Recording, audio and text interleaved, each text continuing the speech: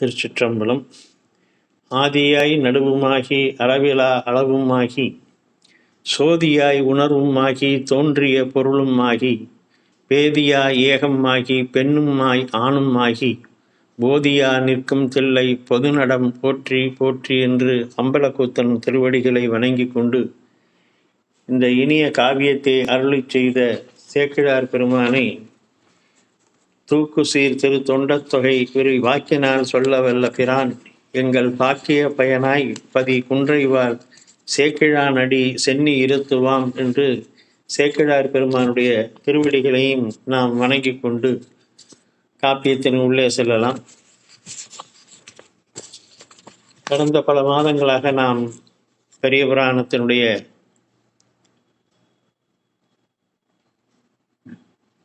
பல அடியார்களுடைய வரலாற்றை பார்த்து வந்திருக்கிறோம்.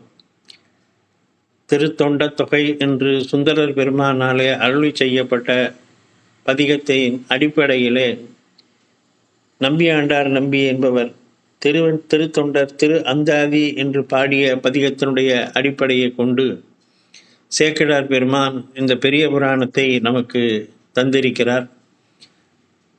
அந்த வகையில் ஒவ்வொரு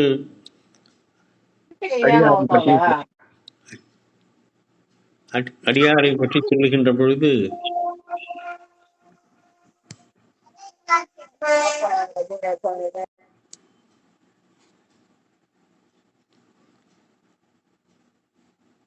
சேக்கிழார் தனது பெரிய புராணத்தில் அதை 11 சருக்கமாக திருத்தொண்ட தொகை 11 பாடல்களாக அமைந்தது. அந்த பாடல்களுடைய முதலடியையே தன்னுடைய சருக்கத்தின் முதலாக சேக்கிழார் கொண்டு 11 சருக்கங்களாக அடியார்களுடைய வரலாற்றை பாடுகிறார். அதில் 4வது சருக்கமாக திருநின்ற சருக்கம் என்று சொல்லக்கூடிய சருக்கத்திலே ஏற்கனவே நாம் திருநாவுக்கரசு நாயனார், குலச்சிறை நாயனார், பெருமிழலை குறும்ப நாயனார் ஆகிய 3 பேருடைய வரலாற்றை பார்த்திருக்கிறோம். தற்பொழுது 4வது பாடலில் 4வது அடியாராக சொல்லக்கூடிய பேயார்க்கு அடியேன் என்கின்ற அடியாருடைய வரலாற்றை தற்போது நாம் பார்க்க இருக்கிறோம். திருத்தொண்ட தொகையிலே சுந்தரமூர்த்தி சுவாமிகள் பெருமிழலை குறும்பர்க்கும் பேயார்க்கும் அடியேன் என்று ஒரு வரியிலே 2 அடியார்களையும் இணைத்து பாடிவிடுகிறார். அதை நம்ம படிக்கும்போது கொஞ்சம் பிரித்து நம்ம பொருள் விளங்கி கொள்ளணும். பெருமிழலை குறும்பர்க்கு அடியேன், பேயார்க்கு அடியேன் என்று 2 அடியார்களாக நாம் அதை கணக்கிலே கொள்ள வேண்டும். அந்த வகையில் பேயார்க்கு அடியேன் என்று ஒரு வார்த்தை மட்டும்தான் திருத்தொண்ட தொகையிலே சொல்லப்படுகிறது. பல விதங்களில் திருத்தொண்ட தொகையில் சுந்தரமூர்த்தி சுவாமிகள் ஒவ்வொரு அடியாரை பற்றி சொல்லுகிறார். ஆனால் இங்கே ஒரே வார்த்தை பேயார் அப்படிங்கிறத தவிர வேறு எந்த விதமான குறிப்புகளும் இதில் சொல்லப்படலை. பின்னாடி திருத்தொண்டர் திரு அந்தாதியிலே நம்பியாண்டார் நம்பிகள் சொல்லுகின்ற பொழுது அந்த பேயார் என்பது யார் என்பதையும் அவர் பிறந்த ஊர் என்ன என்பதையும் அவருடைய வாழ்க்கையில் நடந்த ஒரு செய்தியை மட்டும் சொல்லுகிறார். இது 2ஐயும் அடிப்படையாக கொண்டு எல்லாமல்ல அம்பலக்கூத்தனுடைய திருவருளினாலே சேக்கிழார் பெருமான் 66 பாடல்களாக இந்த வரலாற்றை நமக்கு விரித்து சொல்லுகிறார். பேயார் என்பது யார், அவர்கள் செய்த தொண்டு என்ன என்பதை பற்றி 66 பாடல்களிலே சேக்கிழார் பெருமான் சொல்லுகிறார். நம்முடைய நாயன்மார்கள் அறுபான் மும்மை என்று சொல்வார்கள். 63 நாயன்மார்கள் நம்முடைய சைவ சமயத்திலே சொல்லப்படுகிறார்கள். இந்த 63லே 3 பேர் மட்டும்தான் பெண்களாக இருக்கிறார்கள். 60 பேரும் ஆண்கள், 3 பேர் பெண்களாக இருக்கிறார்கள். சுந்தரரை பெற்ற தாயார் இசைஞானியாரும் பாண்டிய மன்னனுடைய மனைவியாகிய மங்கையர்க்கரசியாரும் இந்த பேயார் என்று சொல்லக்கூடிய காரைக்கால் அம்மையார் என்று சொல்லக்கூடிய இந்த அம்மையார், இந்த 3 பேர் மட்டும்தான் பெண் நாயன்மார்களாக நமக்கு வரலாற்றிலே நம்முடைய மரபிலே காட்டப்படுகிறார்கள். ஆக 63லே 3 பேர் பெண்கள். இதில் சொல்லப்படுகின்றது காரைக்கால் அம்மையார் என்று சொல்லக்கூடிய அம்மையாரைத்தான் பேயார் என்று சுட்டுகிறார்கள். இவர் பிறந்த ஊர் காரைக்கால் என்று சொல்லக்கூடிய பகுதி. இவர் பிறந்த குலம் வணிகர் குலம், வாணிக குலம் என்று சொல்லக்கூடிய வணிகர்கள் குலத்திலே பிறந்தவர். இவர் பிறந்த காலம் என்பது ஞானசம்பந்தருக்கும் அப்பரடிகளுக்கும் முற்பட்ட காலம். சுமார் 300 400 அல்லது 400 500 என்று சொல்லக்கூடிய 4ஆம் நூற்றாண்டு அல்லது 5ஆம் நூற்றாண்டிலே தோன்றியவர். நம்முடைய தேவார திருவாசக பதிகங்களுக்கு எல்லாவற்றுக்கும் முன்னோடியாக முதலாக பதிகம் என்ற ஒரு அமைப்பை தொடங்கி சிவபெருமானை பற்றி போற்றி பாடுகின்ற பதிகத்தை தொடங்கி வைத்த பெருமை இந்த காரைக்கால் அம்மையாரே சேரும். அம்மையாருடைய வழியில் நின்றுதான் அதற்கு பிறகு ஞானசம்பந்த பெருமான் பாடுகிறார், அப்பரடிகள் பாடுகிறார்கள், பின்னாடி சுந்தரர் மற்ற பெருமக்கள் எல்லோரும் பதிகங்கள் பாடுகிறார்கள். ஆகவே பதிகத்தை தொடங்கி வைத்த பெருமை, சிவபெருமானுடைய பெருமையை பேசுகின்ற அந்த நூல்களை பாடிய பெருமை இந்த அம்மையாருக்கு தான் சேரும். இவர் அற்புத திருவந்தாதி என்ற நூலை 101 வெண்பாக்களாக, வெண்பா என்று சொல்லக்கூடிய பாவகையிலே 101 பாடல்கள் அற்புத திருவந்தாதி என்றும், இரட்டை மணிமாலை என்று 20 பாடல்களும், திருவாலங்காட்டு மூத்த திருப்பதிகங்கள் என்று 2 பதிகங்கள், ஒவ்வொரு பதிகம் 11 பாடல், அந்த மாதிரி 2 பதிகம் திருவாலங்காட்டு மூத்த திருப்பதிகம் என்ற இந்த 3 நூல்களை இவர் பாடியிருக்கிறார். இவருடைய காலம் 4ஆம் நூற்றாண்டு 5ஆம் நூற்றாண்டு, இன்னும் சரியாக வரையறுக்கப்படவில்லை. எப்படி இருந்தாலும் மூவர் முதலியருக்கு முன்னே தோன்றியவர், அவர்களுக்கு வழிகாட்டியாக இருந்தவர் என்பது மட்டும் தெரிய வருகிறது.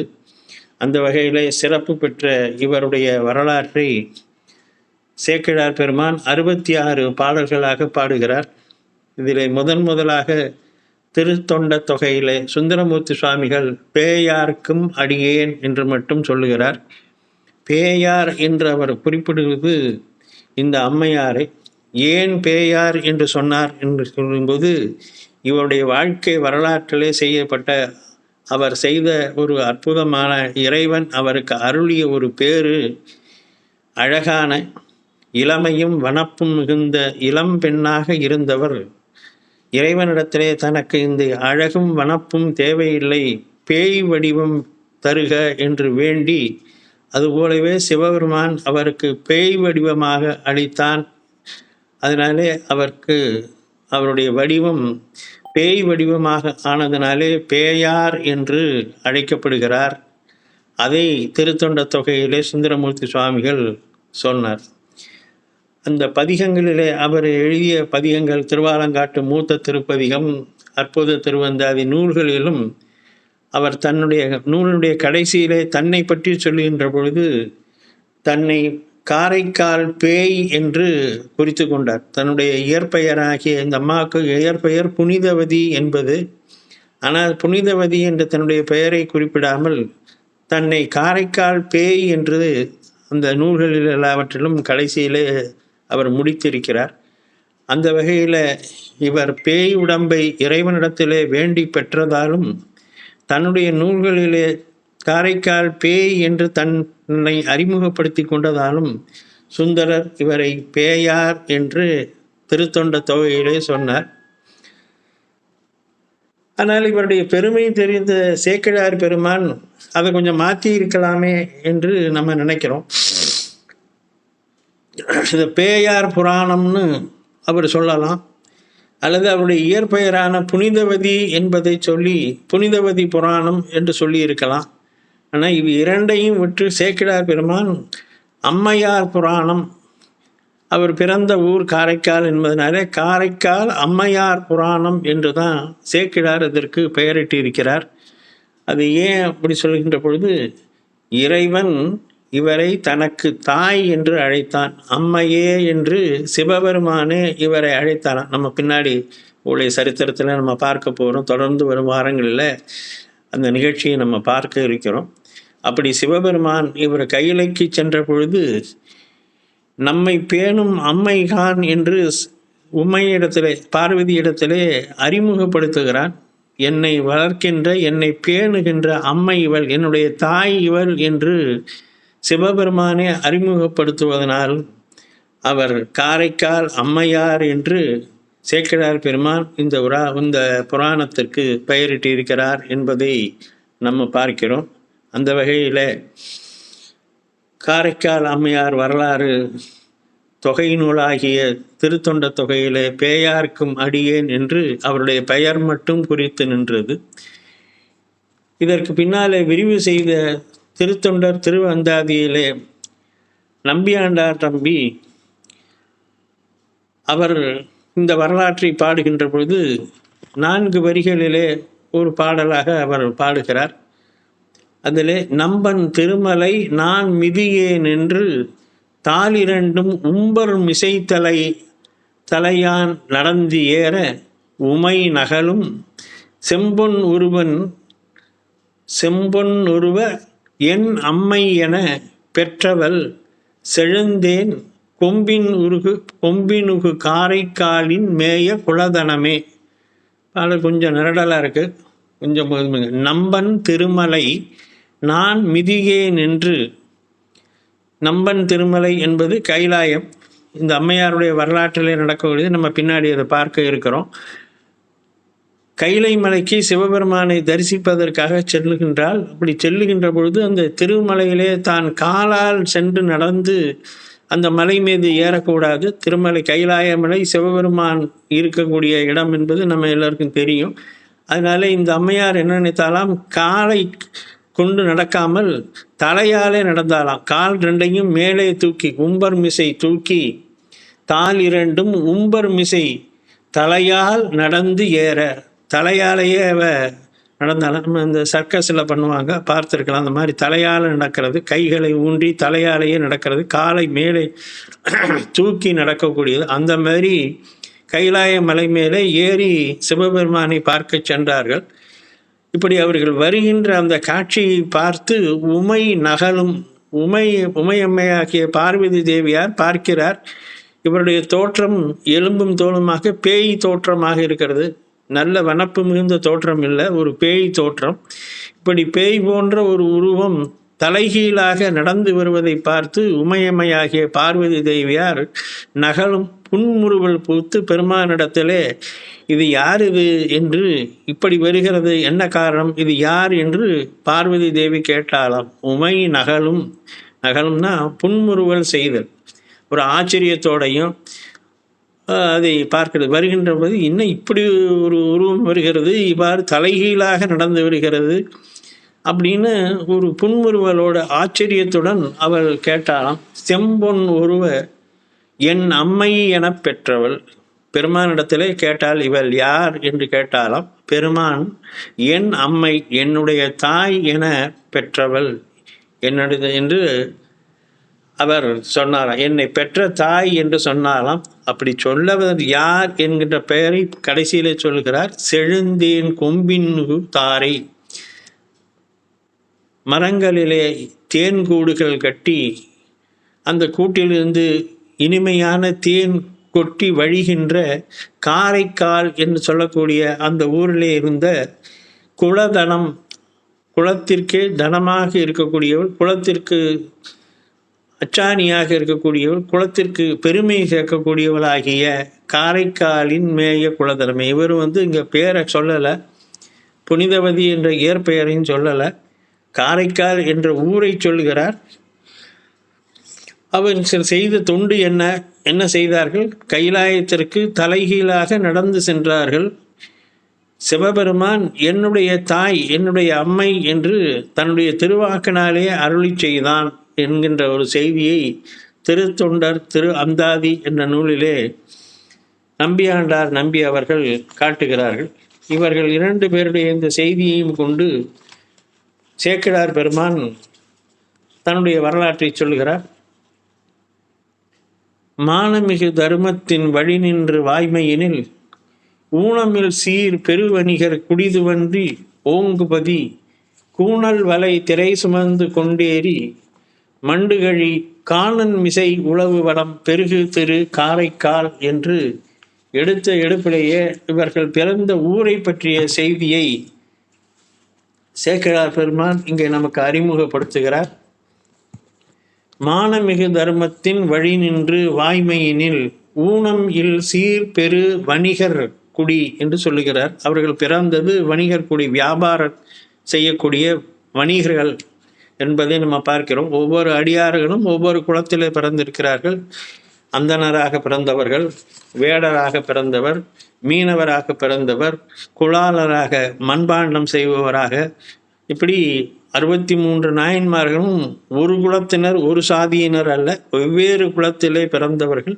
அந்த வகையில் இவர்கள் பிறந்தது வணிகர் குலம், வியாபாரம் செய்யக்கூடிய வணிகர்கள் குலத்திலே இவர் பிறந்தவர் என்று ஓங்குபதி ஊனமில் ஓங்குபதி என்று அதை சேக்கிழார் பெருமான் இங்கே காட்டுகிறார். இங்கே மானமிகு தர்மத்தின் வழி நின்று, மானம் தர்மம் என்று 2, வாய்மை என்று 3 செயல்கள் சொல்கிறார். மானம் என்பது என்ன என்கின்ற பொழுது நம்முடைய பழைய நூல்களிலே பரிமேழகர் ஒரு உரை காட்டுகிறார்.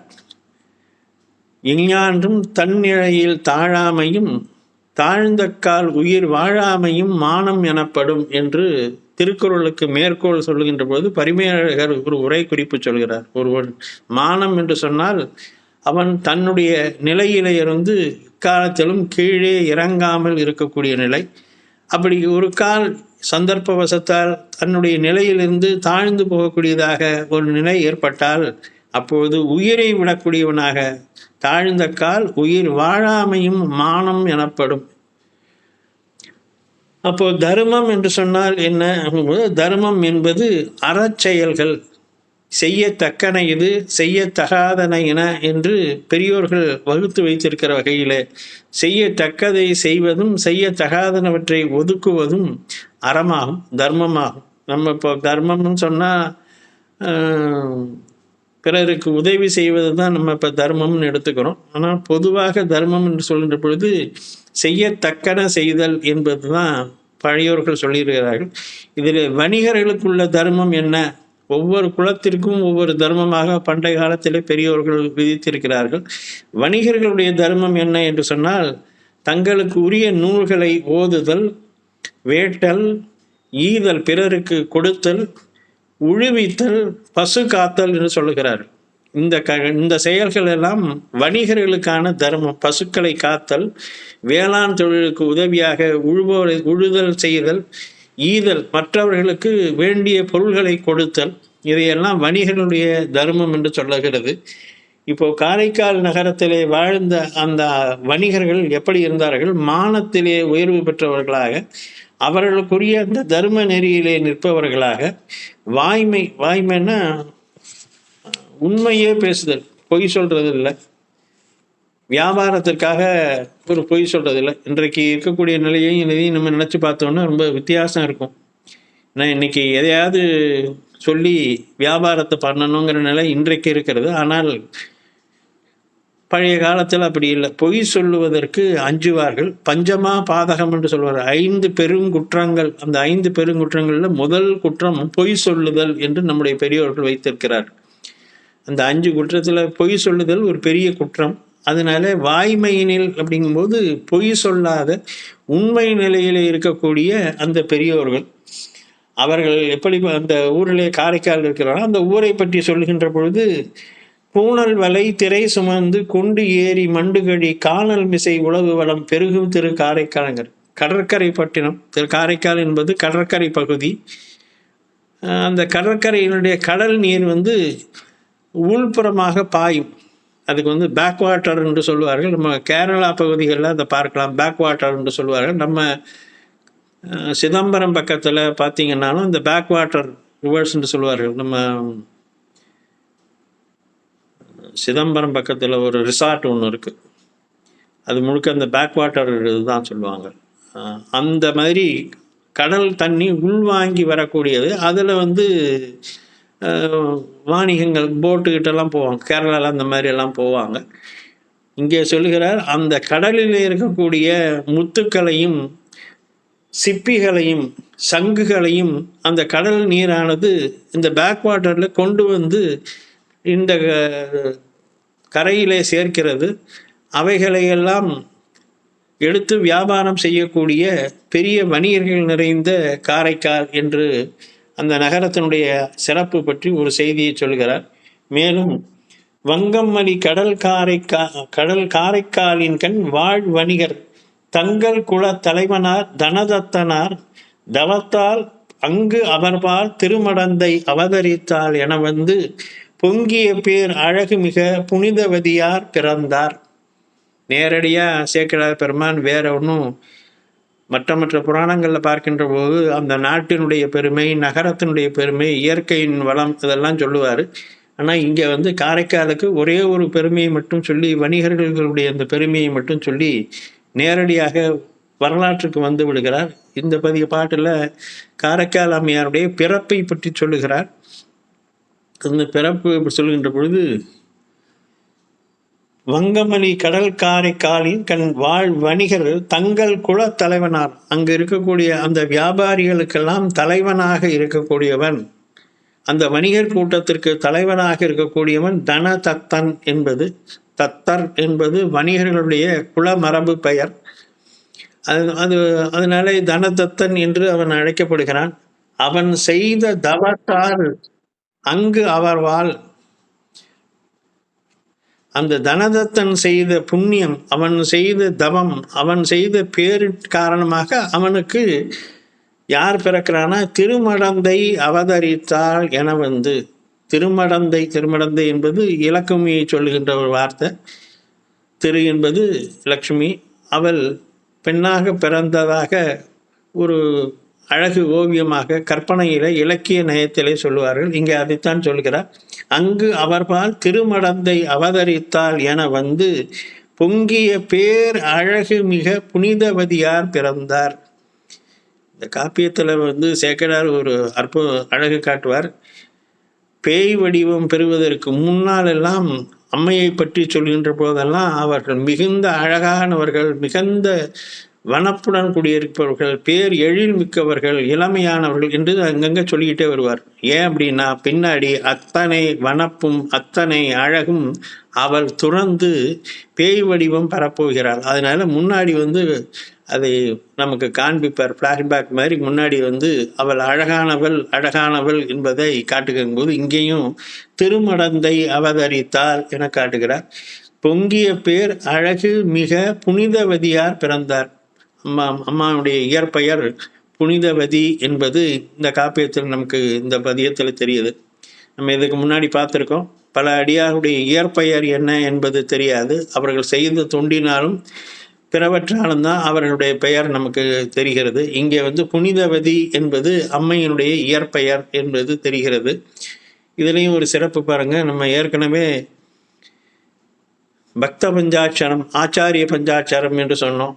ஞான சம்பந்தன் என்பதும், நம்பி ஆரூரர் என்பதும், நாவுக்கரசர் என்பதும், மணிவாசகர் என்பதும் ஐந்தெழுத்து. சிவபெருமானுக்குரிய ஐந்தெழுத்து போலவே ஆச்சாரியர்களுடைய பெயரும் ஐந்தெழுத்து. இங்கே அம்மையுடைய பெயரும் அதே மாதிரி ஐந்தெழுத்தில் வருகிறது. புனிதவதி என்கின்ற ஐந்தெழுத்தாகத்தான் இங்கே வருகிறது. இந்த புனிதவதி என்ற பெயரை சொல்லித்தான் பின்னாடி இவனுடைய கணவன் உய்வு பெற்றான் என்ற வரலாறு பின்னாடி வரப்போகுது. அப்போ புனிதவதி என்ற ஐந்தெழுத்து இந்த அம்மையாருக்கு பெயராக வைக்கப்பட்டது. அதை பிறந்தார் என்று காட்டுகிறார். அடுத்த, வணிகர் பெரும் குளம் விளங்க வந்து பிறந்து அருளிய பின் அணிகிளர் மெல் அடிதளர் உற்று அசையும் நடை பருவத்தே பணி அணிவார் கழற்கு அடிமை பழகி வரும் பாங்கு பெற தனிவையில் பெருமன காதல் ததும்ப வரும் மொழி பயின்றார். குழந்தை பிறந்தது, அந்த குழந்தை வளருகின்றது. அந்த வளருகின்ற காலத்திலேயே அது எப்படி இருந்ததுன்னா, விளையும் பயிர் முளையிலே தெரியும்னு நம்ம தமிழில் ஒரு பழமொழி சொல்லுவார்கள். அந்த குழந்தைகள் விளையாடுகின்ற காலத்திலேயே அதனுடைய நாட்டம் எதுவாக இருக்கிறது, அது எப்படி மொழி பேசுகிறது, எப்படி வார்த்தைகள் பேசுகிறது, எப்படி அதனுடைய நடவடிக்கைகள் இருக்கிறது என்பதை கொண்டெல்லாம் பின்னாளிலே இது எவ்வாறு வளரும் என்பதை பெரியோர்கள் கண்டுகொள்வார்கள். இங்கே அதே மாதிரி அதை சொல்லுகிறார். வணிகர் பெரும் குளம் விளங்க வந்து பிறந்து அருளிய பின், பிறந்து அருளுங்கிறார். இங்கே அருளுதல் என்பது உயர்ந்தோர்கள் செய்யக்கூடிய ஒரு விஷயம். அணிகிளர் மெல் அடி தளர்வுற்று அசையும் நடை பருவத்தே, குழந்தை தளர் நடை பருவுகின்ற அந்த பருவம். இந்த பருவத்தை நம்முடைய தமிழ் இலக்கியங்கள் இந்த குழந்தையினுடைய பிறப்பிலிருந்து அது வளர்கின்ற அந்த ஒரு 3 வயது வரை வளர்கின்ற அந்த காலத்தை 10 பருவங்களாக பிரித்திருக்கிறார்கள். அந்த 10 பருவங்களில் அந்த ஆண் குழந்தை பெண் குழந்தை இரண்டுக்கும் தனித்தனியாக ஒவ்வொரு பருவங்கள் என்று சொல்லுவார்கள். அந்த வகையில் இங்கே செங்கீரை பருவம் என்று பெண் குழந்தைகள் தளர் நடை போடுகின்ற, மெதுவாக நடந்து தத்தி தத்தி நடந்து வருகின்ற அந்த பருவத்தை செங்கீரை பருவம் என்று சொல்லுகிறார்கள். அப்படிப்பட்ட பருவம் அதுதான் இங்கே சொல்கிறார், அடி தளர்வுற்று அசையும் நடை பருவத்தே. அப்படி நடக்க தொடங்குகின்ற காலத்திலேயே என்ன செய்கிறார் இவர், பனி அணிவார். பனினா பாம்புன்னு அர்த்தம். பாம்பை அணிந்தவருடைய கழற்கு அடிமை பழகி வரும் பாங்கு பெற. சிவபெருமானுடைய திருவடிக்கு அடிமை செய்கின்ற, தொண்டு செய்கின்ற, தனிவையில் பெருமன காதல், மனத்திலே அந்த சிந்தனை அவருக்கு தளர்நடை இடுகின்ற அந்த காலத்திலேயே அவர் மனதிலே தோன்றிவிட்டதாம். தளர்நடை இடுகின்ற பொழுது அப்பொழுது குழந்தைகள் மழலையாக பேசும். இதெல்லாம் நமக்கெல்லாம் அனுபவம், நம்ம குடும்பங்களையும் நம்ம பார்த்துருக்கோம். அந்த மாதிரி மழலை மொழி பேசி தளர்நடை இடுகின்ற பொழுது அது பேசிய வார்த்தைகள் எல்லாமே பெருமானை பற்றிய வார்த்தைகளாக இருந்ததாம். அது எப்படி தோன்றும் போது, அவரது மனத்தினில் முன்னரே விளைந்து கிடந்தவை. இது என்ன சொல்லுவாங்க, இதுதான் பூர்வ புண்ணியம் என்று நம்ம சாதாரணமாக சொல்லுவாங்க. முன்னை பிறவியில் அவர்கள் எப்படி இருந்தார்களோ அதனுடைய தொடர்ச்சி இந்த பிறவியிலே வரும். ஒருவன் திடீரென்று ஒரு பெரிய ஞானியாக நல்ல அறிவுடையவனாக ஆகிறான் என்றால் அதற்கு முந்தைய பிறவியிலே அவன் பல நூல்களை கற்றிய ஒரு பெரிய அறிஞனாக இருந்து அதனுடைய உயர்நிலை இப்பொழுது அவனுக்கு கூடுகின்றவாறு அமையும். இது நம்முடைய சித்தாந்தத்திலும் இது ஏற்றுக்கொள்ளப்பட்டுள்ளது. இந்த மாதிரி முன்னை பிறவியின் தாக்கம் என்று சொல்லுவார்கள். முன்னை தவத்தின் நீட்டம் என்று இவருடைய கண்ணப்ப நாயனார் வரலாற்றிலே சொல்லும்போது சேக்கிழார் சொல்வார், முன்னை தவத்தின் நீட்டம் என்று. கண்ணபிரா அதனுடைய தந்தைக்கு அவர் பிறந்ததே அவன் தந்தை செய்த புண்ணியத்தால் இவர் மகவாக பிறந்தார் என்று அவர் கண்ணப்பனை பற்றி சொல்லுவார். அந்த மாதிரி இந்த அம்மாவுடைய தளர்நடை பருவத்திலேயே சிவபெருமானை பற்றிய பேச்சுக்கள் பேசுகிறது என்றால் அது முன்னை தவத்தின் நீட்டமாக இருக்கும். அது இப்பொழுது பொங்கி வழிகிறது. இப்பொழுது பேசுகின்ற அந்த மழலை மொழியிலேயே அந்த சிவபெருமான் மீது இருந்த அன்பு பொங்கி வழிகிறது என்பதை இங்கு பார்க்கலாம். இதை பின்னாடி அவங்களே அகச்சான்றாக தன்னுடைய அற்புத திருவந்தாதி பாட்டில் முதல் பாட்டை சொல்லுகின்ற பொழுது, பிறந்து மொழி வைகின்ற பின்னெல்லாம் காதல் சிறந்து நின் சேவடியே சேர்ந்தேன் என்று பெருமானை பற்றி போற்றி பாடு. அற்புத திருவந்தாதியில முதல் பாடல் அப்படித்தான் தொடங்குகிறது. பிறந்து மொழி வைகின்ற பின்னெல்லாம் காதல் சிறந்து நின் சேவடியே சேர்ந்தேன் என்று இந்த அம்மையார் பின்னாடி பாடுகிறார்கள். அப்போ அதனுடைய தொடக்கம் அவர்கள் சிறு குழந்தையாக தளர்நடை வருகின்ற போதே நடந்தது என்று நமக்கு இங்கே சேக்கிழார் காட்டுகிறார். தனிவையில் பெருமன காதல் ததும்ப வரும் மொழி பயின்றார். பல்பெருநல் கிளை உவப்ப பயில் பருவ சிறப்பு எல்லாம் செல்வமிகு தந்தையார் திருப்பெருகும் செயல்புரிய மல்கு பெரும் பாராட்டின் வளர்கின்றார் விளையவர்பால் அல்கிய அன்புடன் அழகின் கொழுந்து எழுவது என வளர்வார். இப்போ அடுத்ததாக சொல்கின்ற பொழுது அவருடைய குழந்தை கொஞ்சம் கொஞ்சமாக வளர்கிறார். அப்படி வளர்கின்ற பொழுது அதுக்கு அந்தந்த பருவத்திற்குரிய விளையாட்டுகள், அந்தந்த பருவத்துக்குரிய செயல்கள் எல்லாவற்றையும் அவள் செய்கின்றாள். பயில் பருவ சிறப்பு எல்லாம் அப்படிங்கும்போது அந்த சடங்குகள் அந்தந்த வயது காலத்தில் ஒரு வயதானவுடன் காது குத்துதல், மொட்டை அடித்தல், இந்த மாதிரி சடங்குகள் எல்லாம் இருக்குல்ல, அந்த மாதிரி பெண் குழந்தைகளுக்கு செய்ய வேண்டிய சடங்குகள் என்னங்கிறது இங்கே சேக்கிழார் நமக்கு விரிவாக சொல்லவில்லை. பயில் பருவ சிறப்பு எல்லாம் அவருக்கு அந்தந்த பருவத்திலே செய்ய வேண்டிய சடங்குகள் எல்லாம் அவருடைய தந்தையார் திருப்பெருகும் செயல்புரிய அவர் தனதத்தன் செய்தார் என்றையும் மல்கு பெரும் பாராட்டின் வளர்கின்றார். மற்றவர்கள் எல்லோரும் அவருடைய அந்த அழகையும் அவருடைய அறிவு கூர்மையையும் பெருமானிடத்திலே அவரை கொண்டு அந்த பக்தியையும் பாராட்டுகிறார்கள். வளர்கின்றார் விளையவர்பால் அல்கிய அன்புடன். அல்கியன்னு சொன்னாக்க நிலை பெற்ற மாறுபாடு இல்லாத அன்பு. அந்த மாறுபாடு இல்லாத அன்புடன் அவரும் கொஞ்சம் கொஞ்சமாக வளர்கின்றாராம். எப்படி வளர்கின்றார்? அழகின் கொழுந்து எழுவது என, ஒரு செடியிலே கொழுந்து அந்த தளிர்களானது கொஞ்சம் கொஞ்சமாக அப்படி வெளிப்பட்டு செடி மேலே மேலே வளர்வது போலே அவர் வளர்ந்து வந்தாராம். வண்டல் பயில்மனை எல்லாம் வளர்மதியம் புனைந்த சடை அண்டர்விரான் திருவார்த்தை அணைய வருவன பயின்று தொண்டர்வரில் தொழுது தாதியார் போற்ற துணைமுலைகள் கொண்டு நுசுப்பு ஒதுங்கு பதம் கொள்கையினில் குறுகினார். அவர் என்ன செய்தார் என்கின்ற செய்தியை சிறுவயதிலே சொல்லும்போது, வண்டல் பயில்வனையெல்லாம் வளர்மதியம் புனைந்த சடை அண்டர்விரான் திருவார்த்தை. வெட்டி கதை பேசலை, வீண் கதை பேசலையாம். அவர் பேசினது முழுக்க சிவபெருமானை பற்றியே பேசினாராம். அண்டர்விரான் திருவார்த்தை, திருவார்த்தை என்பது பெருமானுடைய 5 எழுத்தும் பெருமானுடைய பற்றிய அந்த சிறப்புகள். அந்த சிறப்புகளை எல்லாம் அவனுடைய பெருமையையும் அடியார்கள் பெருமையையும் பற்றியே அவர் எப்பொழுதும் தன்னுடைய தோழிகளிடத்திலே பேசுவார். தொண்டர்வரில் தொழுது, பெருமானுடைய அங்கே சிவனடியார்கள் வருகின்ற பொழுது அவர்கள் திருவடிகளை தொழுவார். தாதியார் போற்ற அவருடைய உதவியாளர்கள், பெரிய தனதத்தன், பெரிய பெரிய வணிகர், நிறைந்த செல்வம் உடையவன். ஆகவே ஏவலாளர்கள், வீட்டிலே வேலை செய்யக்கூடியவர்கள் பல பேர் இருப்பார்கள். அந்த ஏவலாளருடைய துணையுடன் அடியார்களுக்கு தொண்டு செய்வதும் சிவபெருமானுடைய திருவடி பெருமையை பற்றி பேசுவதும் கொண்டு நுசுப்பு ஒதுங்கு பதம் கொள்கிறார். அவருடைய உடல் அந்த வயதிற்கேற்ற வளர்ச்சியும் பருவத்தினுடைய வளர்ச்சியையும் கொண்டு விளங்கினார் என்று சேக்கிழார் பெருமான் அவர் வளர்கின்ற நிதியை காட்டுகிறார். நல்லவென உறுப்பு நூலவர் உரைக்கும் நலம் நிரம்பி மல்கு பெரு வனப்பு மீக்கூற வரும் ஆட்சியினால் இகவா பருவத்தில் இவர்கள் மரபினுக்கு ஏற்கும் தொல்குலத்து வணிகர் மகள் பேசுதற்கு தொடங்குவார். கொஞ்சம் கொஞ்சமாக குழந்தையாக இருந்தவர் தளர்நடையிட்டார், மேலே வளர்ந்தார், பள்ளி பருவம் எய்தி இப்பொழுது பருவத்துக்கு வந்து விட்டார். நல்லவென உறுப்பு நூலவர் உரைக்கும் நலம் நிரம்பி, அவருடைய உடல் அங்கங்கள் எல்லாம் சிறப்பாக அமைந்தன. எப்படி அமைந்தது? உறுப்பு நூலவர் உரைக்கும். உறுப்பு நூலவர்னா சாமுத்திரிகா லட்சணம் என்று வடமொழியிலே சொல்வார்கள்.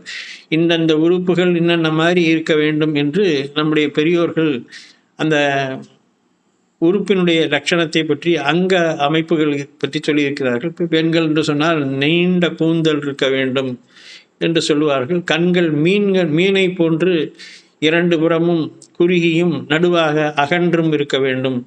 நெற்றி பிறைச்சந்திரனை போன்று வளைந்து இருக்க வேண்டும். அந்த மாதிரி ஒவ்வொரு அமைப்பும் ஒவ்வொரு அங்கமும் எப்படி இருக்க வேண்டும் என்று ஆண்களுக்கும் பெண்களுக்கும் அந்த மாதிரி அமைப்பு சொல்லப்பட்டிருக்கிறது. அதற்கு வடமொழியிலே சாமுத்திரிகா லட்சணம் என்பது பெயர். இப்படியான அங்க அமைப்பு இருந்தால் அவன் இப்படிப்பட்ட குணநலம் உடையவனாக இருப்பான், இன்னென்ன சிறப்புகளை பெறுவான் என்றெல்லாம் அந்த நூலிலே சொல்லப்பட்டிருக்கிறது.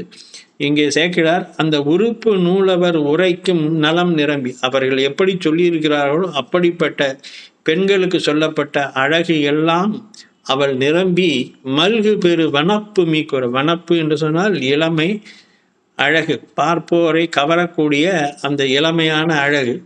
வரும் ஆட்சியினால் ஈல்லிகவா பருவம். ஈல்லிகவா பருவம் என்பது வீட்டை விட்டு பெண்கள் வெளியே செல்லாத, அதாவது பருவமடைந்த பிறகு, நம்முடைய நாட்டில் இது ஒரு மரபு, பருவமடைந்த பெண்கள் பெற்றோர்கள் அனுமதி இல்லாமல் வீட்டை விட்டு வெளியே தனியாக செல்ல மாட்டார்கள். அந்த மாதிரி ஈல்லிகவா பருவம் என்று சேக்கிழார் அதை சொல்லுகிறார். பெண்கள் வீட்டை விட்டு வெளியே செல்ல விடாது அவர்களை பாதுகாத்தல். இது திருக்கோவையாரில் மாணிக்க வாசகர் இச்செறிவித்தல் என்று செறிவித்தல் என்று அகப்பொருள் நூலில் சொல்லக்கூடிய ஒரு செய்தியாக சில பாடல்கள் திருக்கோவையாரில் வரும். பொதுவாக வயது வந்த பெண்கள் வீட்டை விட்டு வெளியே செல்லாமல் வீட்டிற்குள்ளேயே பாதுகாக்கப்படுவது, அந்த மாதிரி அது இகவா பருவம் என்று இவர் சொல்லுகிறார். இவர்கள் மரபினுக்கு வயது வந்த பெண்ணாகிவிட்டால், ஆகவே மனம் பேசுவதற்கு மற்றவர்கள் முயன்றார்கள். பெண் கேட்டு வர தொடங்கினார்கள். இவர்கள் மரபினுக்கு ஏற்கும். இவர்கள் பெரிய வாணிக மரபு, பெரும் செல்வந்தர்கள். அப்படிப்பட்ட அந்த ஸ்டேட்டஸ் அப்படின்னு நம்ம சொல்கிறோம் இல்லையா, அந்த தகுதிக்கும் அந்த குலத்திற்கும் ஏற்றவாறு இந்த பெண்ணை கேட்டு மற்றவர்கள் வர தொடங்கினார்கள். தொல்குலத்து வணிகர் மகள் பேசுவதற்கு தொடங்குவார் என்று அவருக்கு திருமணம் செய்வதற்கான ஏற்பாடுகள் மனம் பெண் கேட்டு வர ஆரம்பித்தார்கள் என்று சொல்கிறார். இந்த அளவோடு இன்றைக்கு நாம் அவருடைய இதை நிறுத்தி, இவரை மணப்பதற்கு பெண் கேட்டு வந்தவர் யார், இவர் மணந்து கொண்டவர் யார், அவர் எப்படிப்பட்டவர் என்பதை தொடர்ந்து வருகின்ற கால வாரங்களிலே நாம் தொடர்ந்து பார்க்கலாம் என்று சொல்லி இந்த அளவில் இன்றைக்கு நாம் நிறைவு செய்வோம். என்றும் இன்பம் பெருகும் இயல்பினால் ஒன்று காதலித்து உள்ளமும் ஓங்கிட மன்றுளார் அடியார் அவர் வான்புகழ் நின்றதெங்கும் நிலவி உலகலாம். திருச்சிற்றம்பலம்.